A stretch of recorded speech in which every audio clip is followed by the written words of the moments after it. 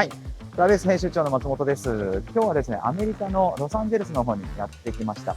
こちらですね、アナハイムコンベンションセンターというところでございます。こちらでですね、2月に5つの展示会で構成されているものに今回取材にやってきました。私が行くのはプラステックウエストというところが主で今回は取材にやってきました。この5つの展示会はですね、メディカル系の例えば展示会とか、あとパッケージとか、もちろん 3D プリンターとか、もちろんプラスチック系もいろんな企業さんが出展しているということで、大体1600社以上の企業さんが出展をしているということです。で、来場者に関しては、大体70カ国以上の方が来られて、3日間で大体1万4000人以上の方が来られるというような展示会でございます。アメリカの西海岸側ではですね、この形状上の展示会では比較的大きいものだというふうに聞いてますので、すごく楽しみにしています。それでは早速取材に行ってみましょう。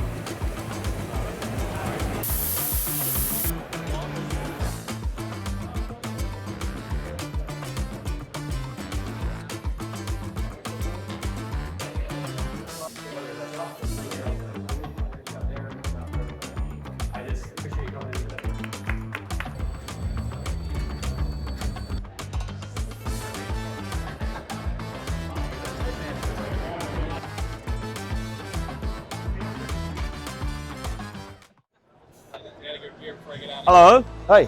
So what does Universal Robots do? So Universal Robots is a Danish manufacturer of collaborative robot arms. They Okay. are 6-axis robots, so they have 6 joints by which they rotate, and they do all different kinds of applications from pick and place, palletizing, injection mold machine tending, CNC tending, anything you could think of. Our robots are capable okay. So it's from which country? of. We're manufactured in Denmark. Denmark, Yep, right? we're a Danish company. Really what Universal Robots is our founder was really passionate about bringing automation to the world, making sure anyone who wanted to be able to automate had a tool that they could do that with.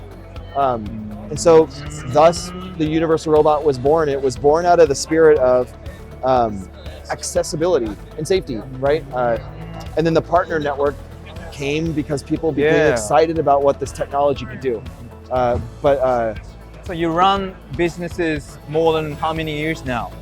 Oh man, Universal Robots has been around for quite a while now. I think we're approaching 20 years. We're owned by Teradyne Robotics, or owned by Teradyne. That we're part of the robotics division of Teradyne. Teradyne also owns Mobile Industrial Robots, our sister company. They make the AMRs. It's been around a while and it's been really fun. Come up in like a trade shows in Japan? We just were in Japan actually recently. Really? Yeah, I don't remember when IREX was. IPF you mean? No, the IPF? IREX show, the IREX show.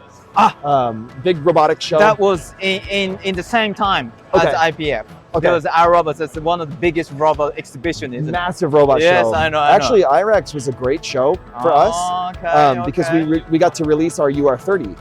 So our 30 kilogram payload, higher reach robot. Okay, all right. It's great stuff. It's been really a fun time. I've been with UR for 7 years now. And gotten to watch it grow and watch the partner network grow, the capabilities. I've seen multiple generations of robots now released from UR. And that's a great company, great place to be. And I can see these gigantic robots here. Yep. What are those ones? Yeah, so this particular robot is our brand new series. It's our high payload, high reach robot arm. And this application in particular is demonstrating how you would tend a CNC machine. Okay. So this is a work holding, manipulating gripper. It's actually moving the entire part as well as the actual vise piece that connects in the machine. So it's just a different way that these guys, our partner Versabuilt, has thought about automating this application. All right. So in precise, in over there, he's actually doing what? Yeah. So so the robot is picking up from the table a raw part, a brand new uncut part, and then it would be loading that uncut part then into the CNC machine. The jaws on the left simulate operation 1. So we're tapping a hole or we're drilling a piece or something. What it does then is it picks up off of operation 1 and then moves the part into operation 2, which would then be some different kind of cut. And then what you'll see is the robot's going to take the part out and simulate down here a cleaning operation. Cleaning. So inside a CNC machine, you're going to have metal chips. There's going to be coolant. There's all sorts of stuff that's going to get on the part itself. And so the partner Versabuilt is inserted down here an air knife. And this is going to blow chips and coolant off of the part after it's produced. So that when you put it away, it's clean. Okay. And I see this blue cover of UR signs on it. And this is, you guys actually produce these caps as well, or? Yeah, so we work with partners that provide this kind of stuff for us. This is very symbolic. All the robots has these blue caps, right? Yep. So this one's a little bit different, the way these caps look versus some of the other robots. But yeah, Universal Robots blue is our that's our color. So I guess the workload is this is more higher, is it, like because of the size, is it? Yeah, so this robot is capable of lifting payloads up to about 44 pounds, 20 kilograms of payload.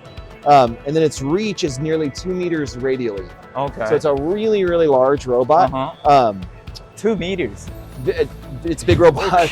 So the applications we look at for this one in particular are, I mean, of course it's capable of doing any number of applications, welding, machine What tending. kind of industries are this is for applicated for? Like the biggest ones that we see as this one serving are going to be things like palletizing. Palletizing. Where we have to, we have a conveyor that flows boxes in, and then we're going to pick up and load from, we also see a great fit here for welding, where you have, welding on very large parts or something, or if you're moving a large heavy dress pack. Or machine tending, we have plenty of parts that are heavy that we're picking up, and we need to reach deep inside the CNC machine sometimes to load the parts. So at the end of the day, it's a great fit. It's a new addition to the Universal Robots portfolio.